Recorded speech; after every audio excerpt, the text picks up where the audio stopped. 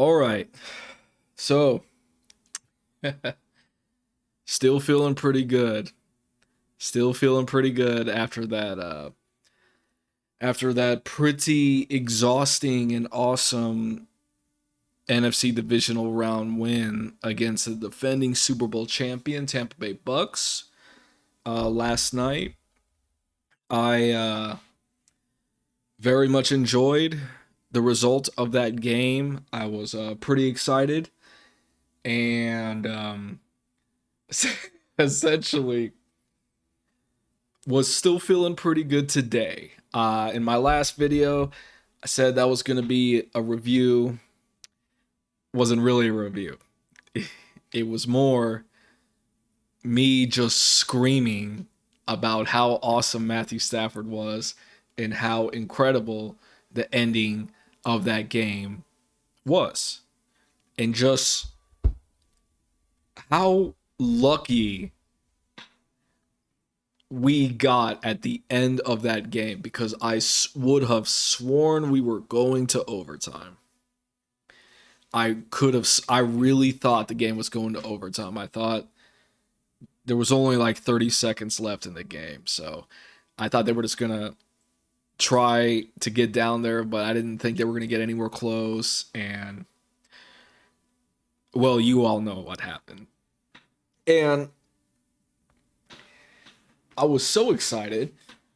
I didn't really talk about the game. I was just talking about that. So just gonna make a quick little video here, just giving my thoughts on what I thought about the Rams' performance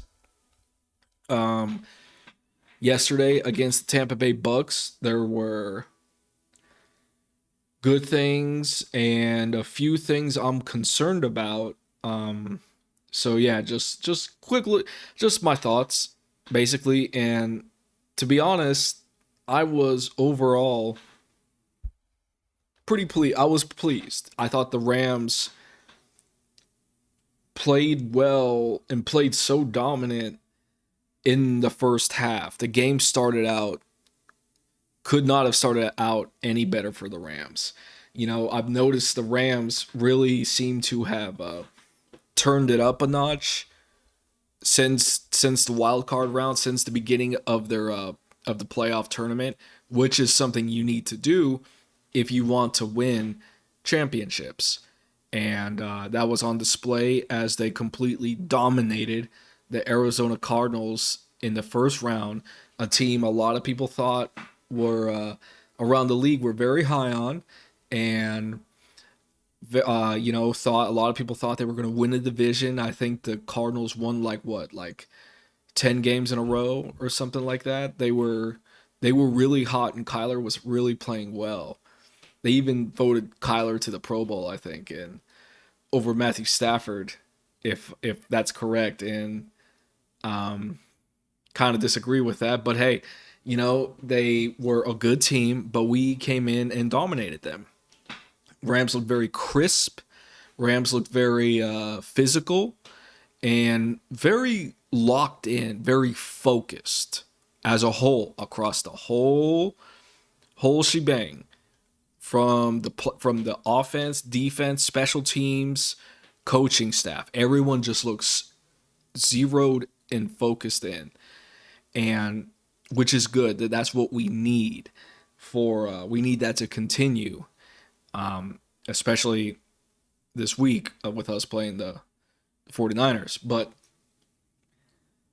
so they came out the same way against the Bucks in the beginning, and that really was encouraging for me, because I'm like, okay, so they're not getting lazy. They're not one of my, I don't want to say fears. I didn't have a fear of this. I'm pretty trusting in this team. They're very mature, and they've proven that. So I never really doubted they would never really would be lazy or or anything like that. Just more so, they like I was wondering if maybe they would lose that kind of killer instinct, if that makes sense. Kind of like we just whooped up on the Cardinals so maybe they would come out with a little less intensity. And that was not the case. That was not the case. They came out, they started the game out really, really well. Matthew seems to be dialed in, which is a great thing to see for the playoffs. He came in and he was dicing up the Bucks defense. All I've been hearing, I got to tell you, all I've been hearing previous to this game throughout the week was how Tampa Bay finally got their defense back, finally got their vaunted defense, and everyone was healthy for the first time, and how they were. This was going to be the first time in as many, I don't even know how many weeks, that they were all going to be healthy. And I was a little concerned. I was a little concerned. I'm not going to lie, because at full strength, Tampa Bay's defense is pretty vaunted. Like, they shut down Patrick Mahomes in the Super Bowl last year. So I was like, if Levante David and Shaq Barrett start going off in this game, dude, we could be in some real trouble. But you know, those they really weren't much of a factor. Those two specifically, like, I forgot Levante was even in the game. Like, Matthew was dicing it up pretty well. We couldn't really run the ball very well. Cam wasn't wasn't uh wasn't doing that well this game, and that that really didn't surprise me though, because I've said this before. Remember the last time that Cam Akers played the Bucks, with was not, because remember, Cam didn't play earlier in the year in Week 3. He played them the previous year when Jared Goff was still here on Monday night. And I remember this game to this day because they shut down Cam Akers. They completely shut him down. Like, he couldn't do anything in that game. And we had to rely on Jared Goff to dice up the Bucks defense. It was on a Monday night, and we ended up winning that game. That was one of Jared Goff's better games for us in his latter years, in his later years. So that one sticks out for me. But so it didn't surprise me when the Bucks really shut us down run wise. I was very concerned that would happen. They're built a lot like San Francisco's D line. They're very big, very physical. People like Sue and Vita Vey are they're aggressive, man. They're real aggressive, and the interior of our O line has had some issues with that. But I was so when that happened, I was not surprised, but a little worried, and I was wondering how Sean would respond. And Sean called a really good game here, because the Bucks clearly thought we were gonna come out running the ball. Like, they were all loaded up in the box to, like, stop the run. And Sean really, as far as this game really kind of using Matthew Stafford to dice up the defense. Real kind of like short passes at first. I wouldn't say rollouts.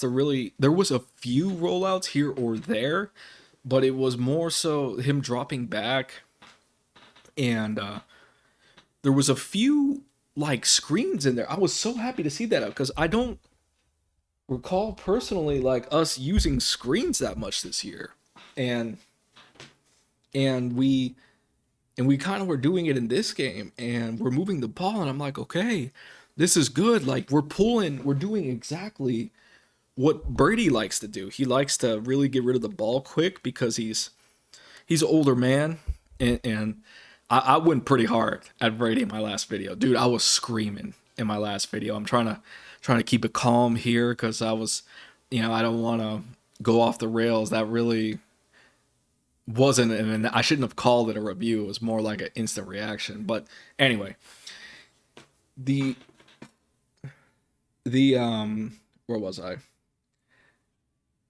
Yeah, the quick passes. So Stafford, yeah, that's what we were doing, that against the Bucks defense, and it was working, because they were all trying to tee off and get pressure on Stafford, because Todd Bowles is an aggressive coordinator. But it was just, Sean, you've been doing such a good job calling these plays lately, and just watching us go up and down the field. We score that touchdown, and in the whole half, the offense is looking good. Matthew's looking good. Run game, like I said, is shut down, but so Cam really didn't have his best game, but I thought the O line, for the most part, did hold up well. Obviously, didn't do so well in the run game, but in pass pro, I thought it was a better performance. I thought it was a better performance than what I've seen as of late, which is good. Which is good. Y'all should be happy about that. And we really, really need y'all, Brian, specifically the center, the interior, Brian, Austin, and David.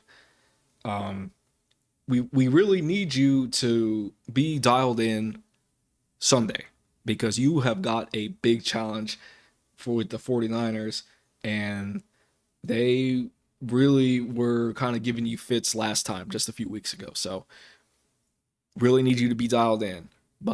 And I was happy from what I saw from them Sunday. Cup did amazing. We all know that Cup did so good in this game, and but he had the one fault. But I'll get to that here in a second. But the receivers look good. The offense just looked good as a whole. Like, we were clicking on all cylinders, and like, we were living rent free in Tampa Bay's head. Sue was like cussing at Matthew. Apparently, he thought he kicked him. I don't. I don't know, man. I'm like, you never really know what's going on in someone's head, but I just find it a little rich that Sue is the one, complaining about someone kicking him while he's down. He obviously, he would know that, right? But I digress. And and then we had Brady, making a big fit out of I shouldn't. That I honestly, it should have been a flag. Him getting hit in the chin like that, even though it was obviously incidental. He obviously didn't mean it. Vaughn obviously didn't mean to do that, and it just, the top of his helmet kind of hit Brady's chin. By accident. This is just, it's football, man. These things happen. Don't go. My whole thing is, it's just, don't go crying to the ref, dude. Like for a flag. If he threw the flag, great. Like, you can mention it, of course. It's like, hey man, hey, he hit me in the chin. You gonna throw the flag? But if they do, they do. If they don't, then you gotta move on. You can't just keep crying about it, dude. Damn, I don't want to get off on a tangent here, but always crying about something. And that just annoyed me. And obviously Tom gets flagged, and we are the beneficiaries of some really wacky calls and some craziness that really helped us. Those flags helped us maintain certain drives. So offense is looking great.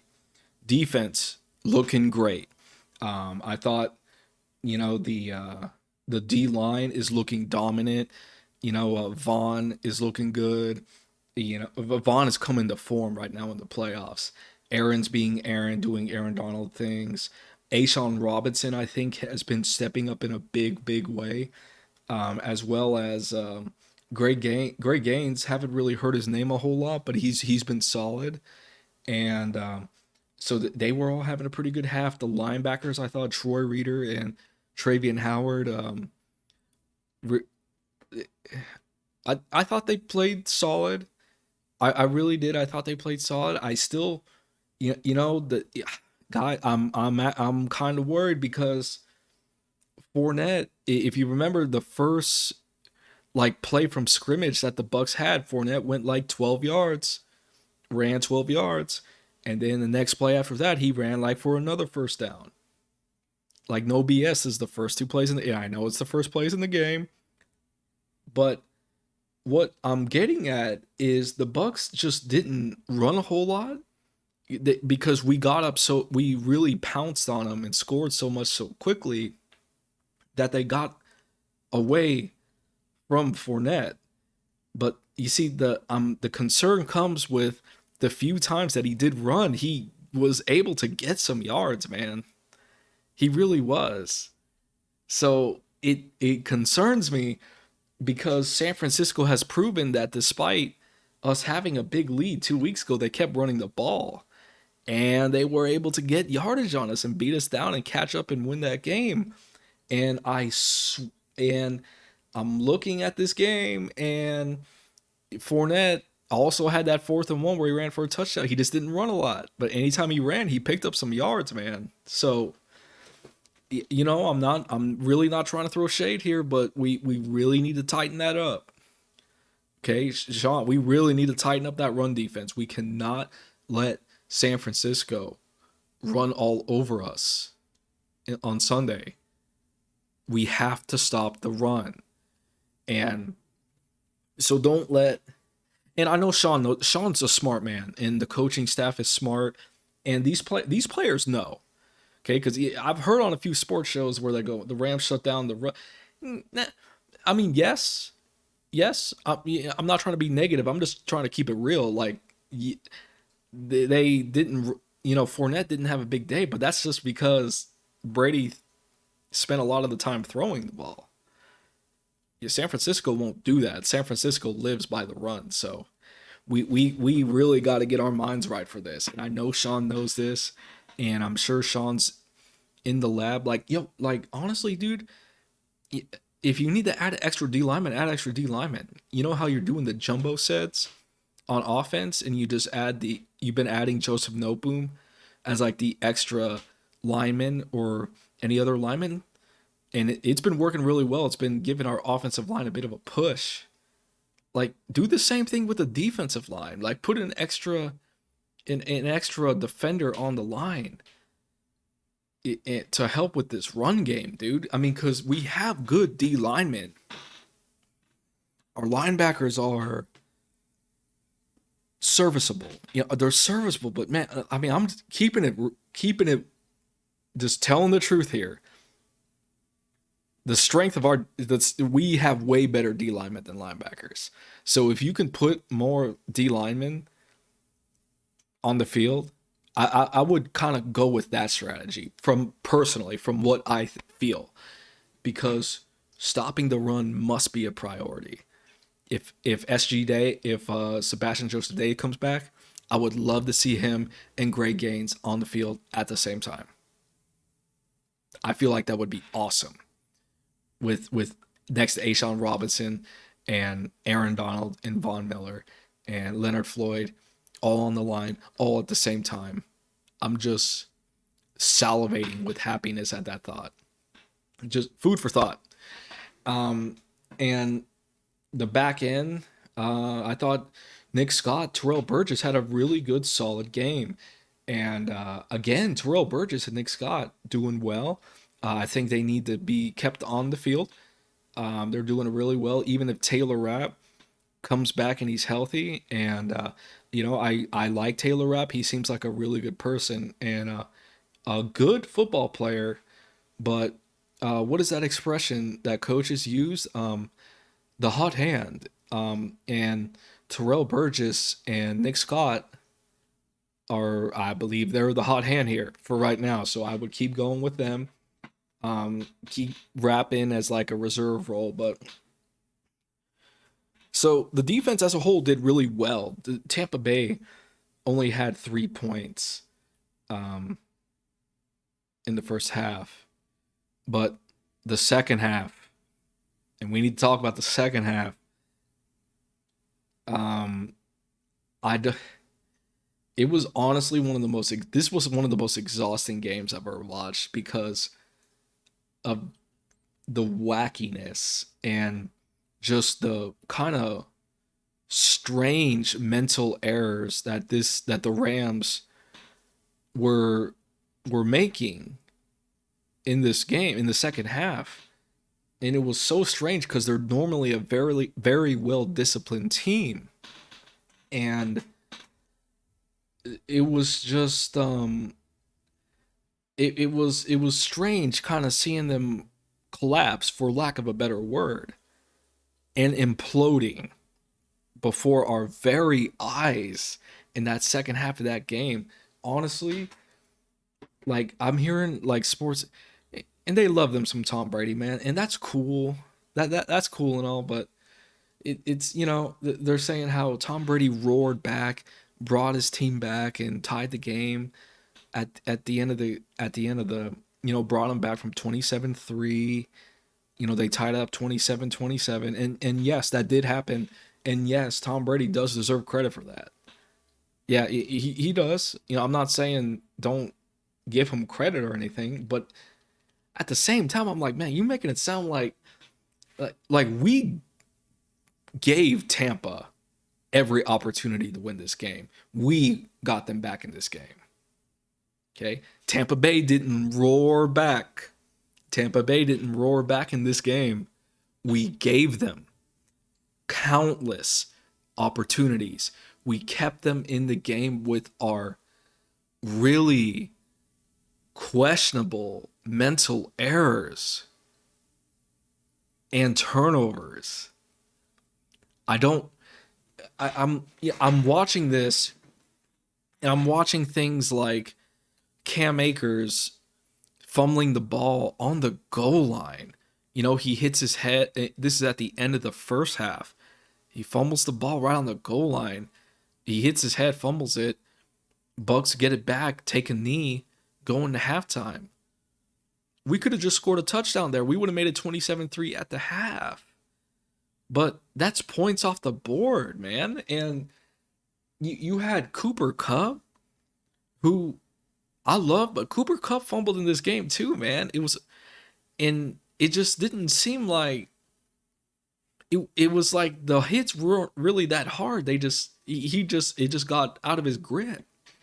Cooper fumbled. I know Cam fumbled a few more times.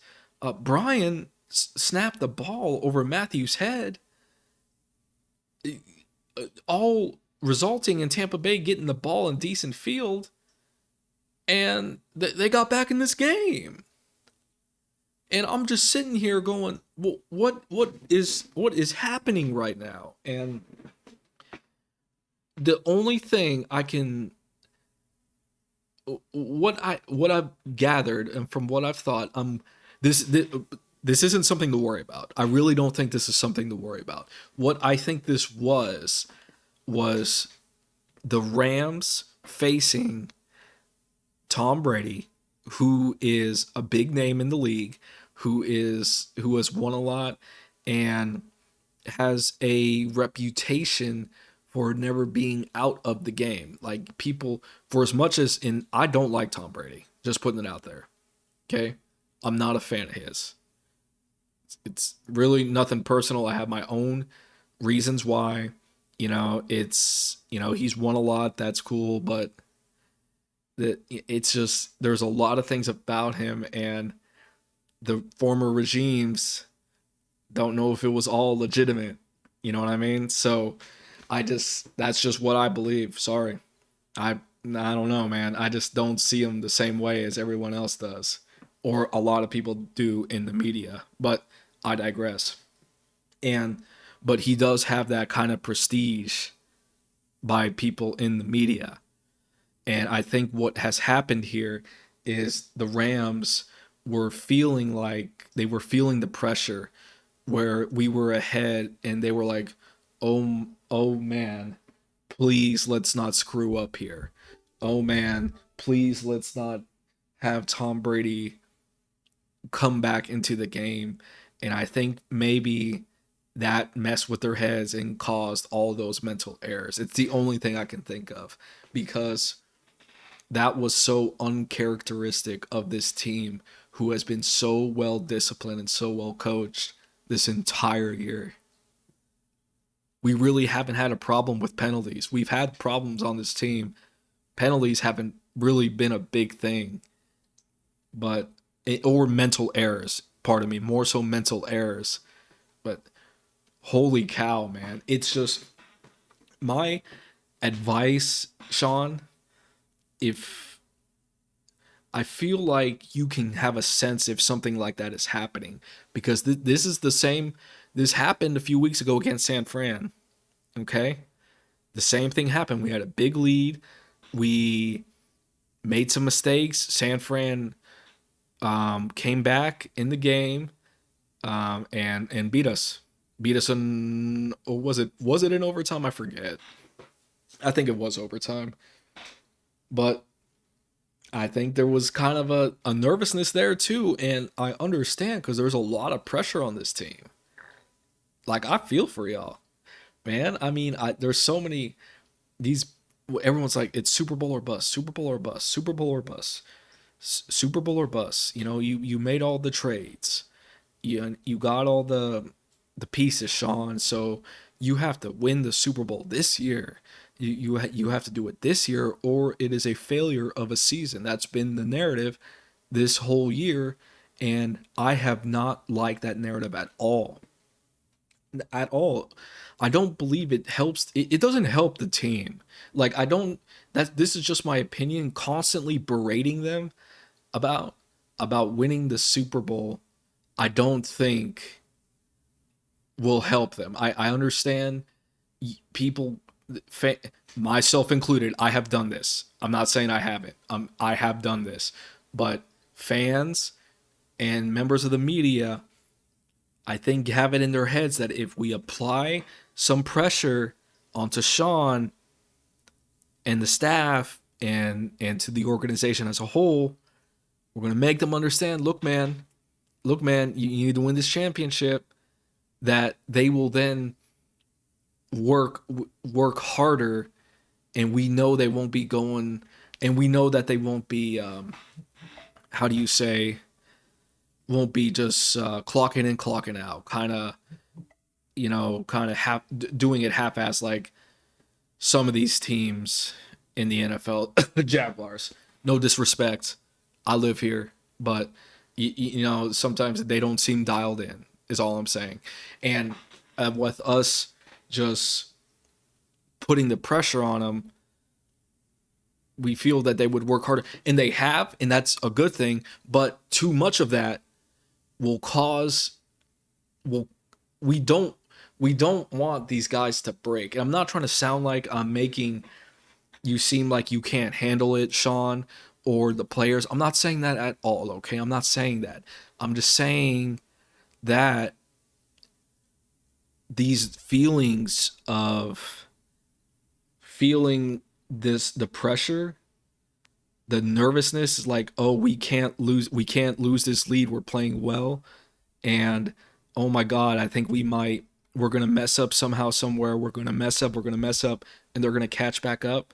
That feeling of nervousness, that's normal. Okay, don't feel like that's like a big deal. It's not a big deal, guys. It isn't. Guess what? If you don't win the Super Bowl, the season isn't a failure. All right. Okay, it's not. It's not in my eyes. It's not. You all have accomplished so much already, and don't feel don't let that take that don't let that pressure take away from you having fun on the field. Having fun, because this it's just a game at the end of the day. It's just a game, dude. So you just go out there and have fun. Be sure you have fun. Not saying that there can't be pressure. There will always be pressure, but don't let it beat you down. That's easy for me to say sitting in my lazy boy. I understand that, but it's just I just don't want y'all to to feel all this pressure and cause these mental errors. Okay, it's just relax. It's just again, it'll be fine. I'll be here. If you lose Sunday, I'll be here. It'll suck. I'll probably be salty. I'll probably be yelling about it, but at the end of it'll be okay. It's just the sun will come up, man. So don't worry about it. Just go have fun.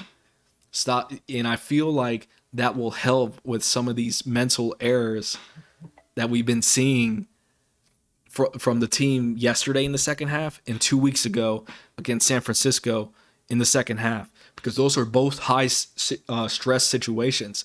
You have the prestige of Tom Brady, which, well, some people consider him the prestige. Yeah, you have a big lead on him. You have pressure. You don't want to mess up against him.